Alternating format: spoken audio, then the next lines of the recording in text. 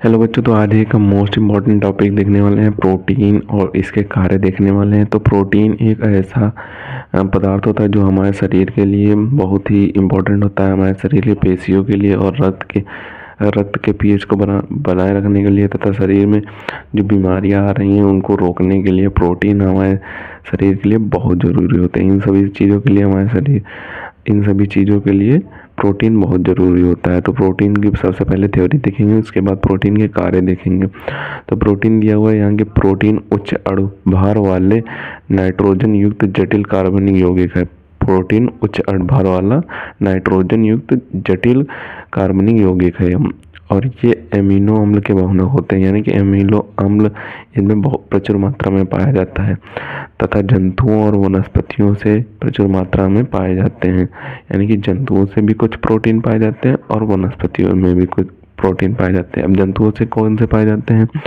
दूध, पनीर, अंडा, मांस, मछली आदि जंतु प्रोटीन होते हैं। जंतुओं से पाए जाने वाले दूध, पनीर, अंडा, मांस, मछली जंतु प्रोटीन है के मुख्य स्रोत हैं, जैसा कि यहाँ पे दिया हुआ है। और दालें, अनाज, मटर, फली, मूंगफली, सोयाबीन वनस्पति प्रोटीन के मुख्य स्रोत हैं। यहाँ पे वनस्पति प्रोटीन और जंतु प्रोटीन के हमें स्रोत बता दिए गए हैं, तो यहाँ पे स्रोत भी लिखे हुए हैं। अब हम प्रोटीन के कार्य देख लेते हैं। तो प्रोटीन के कार्य यहाँ पे 4 लिखे हैं, आप बढ़ाकर भी लिख सकते हैं और कम भी लिख सकते हैं।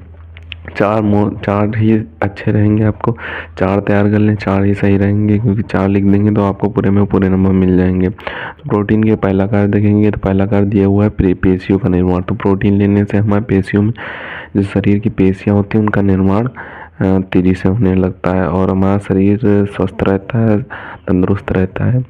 और इसमें एंजाइम और हार्मोन्स का संश्लेषण, यानी कि जो हम एंजाइम और हार्मोन्स ग्रहण करते हैं, यानी कि जो हमारे अंदर एंजाइम और हार्मोन्स होते हैं उनका संश्लेषण करने में हमारे प्रोटीन एक बहुत अच्छी भूमिका निभाता है। और उसके बाद रक्त और शरीर के अन्य द्रवों की पीएच पर नियंत्रण, यानी कि जो हमारे रक्त का पीएच वैल्यू है और कई सारे द्रव में शरीर में पाए जाते हैं, रक्त पाया जाता है, उनमें से एक रक्त होता है। तो उनमें जो पीएच वैल्यू होते हैं उनका नियंत्रण करने में प्रोटीन मदद करता है उनके पीएच वैल्यू को नियंत्रण करने में। एंटीबॉडीज के रूप में शरीर की सुरक्षा करता है। एंटीबॉडी क्या होती है? एंटीबॉडी एक ऐसी चीज़ होती है जो हमारे शरीर को सुरक्षा प्रदान करती है। जब भी आप किसी भी डॉक्टर के पास जाएंगे तो आपको एंटीबॉडी जरूर रिकमेंड करेगा, किसी भी प्रकार की एंटीबॉडी जरूर रिकमेंड करेगा।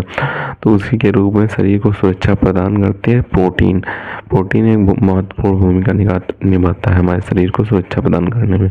तो आप इसे अच्छे से तैयार कर लेंगे। आप इसका स्क्रीनशॉट ले सकते हैं। पहले आप इतना स्क्रीनशॉट लें और आप कार्य का स्क्रीनशॉट ले लें, तो इसे आप अच्छे से तैयार कर लेंगे। 3 नंबर में पूछा जा सकता है आपको, ये एग्जाम में 3 नंबर में पूछा जा सकता है और 4 नंबर में भी पूछा जा सकता है। 4 नंबर में पूछा जाएगा तो आपको कार्य भी लिखने होंगे और कार्य बढ़ा कर लिख दें।